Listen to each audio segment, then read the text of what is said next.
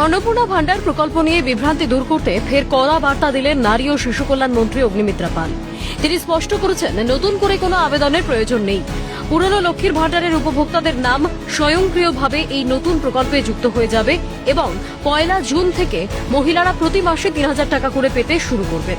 জনগণের উদ্দেশ্যে আরও একবার জানালেন তিনি। কেউ কেউ যাচ্ছে ফর্ম ফিল আপ করছে, আইসিডিএস কেউ কেউ যাচ্ছে ফর্ম ফিল আপ করছে, বা ডিএম অফিসে গিয়ে নাকি ফর্ম ফিল আপ করছে। এরকম ফর্ম ফিল আপের কিন্তু কোনো বিষয় নেই। সুতরাং let me make it very very clear, যারা লক্ষ্মীর ভান্ডার পেয়েছেন তাদেরই নাম ট্রান্সফার হয়ে যাবে ভেরিফিকেশনের পরে। ভেরিফিকেশন আমাদের দপ্তর করবে, এখানে আপনাদের ভেরিফিকেশনের কোনো বিষয় নেই। মন্ত্রী জানিয়েছেন, যারা ইতিমধ্যেই লক্ষ্মীর ভান্ডার প্রকল্পের সুবিধা পাচ্ছিলেন তাদের নতুন করে কোনো ফর্ম জমা দিতে হবে না। তাদের নাম সরাসরি অন্নপূর্ণা ভান্ডারে স্থানান্তরিত হয়ে যাবে। 1 জুন থেকে যোগ্য মহিলাদের ব্যাংক অ্যাকাউন্টে টাকা ঢুকবে। এছাড়া যারা ট্রাইব্যুনালে আবেদন করেছিলেন তারাও এই প্রকল্পের সুবিধা থেকে বঞ্চিত হবেন না। কিন্তু সরকারি নিয়ম অনুযায়ী অযোগ্য বা যারা মারা গিয়েছেন শুধুমাত্র তাদেরই নাম বাদ দেওয়া হবে বলে জানিয়েছেন মন্ত্রী।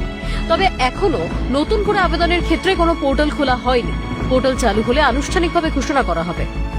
তখন আবেদন করলে ভেরিফিকেশন হবে, তারপর বাজেট ঘোষণার পর থেকে টাকা পাবেন।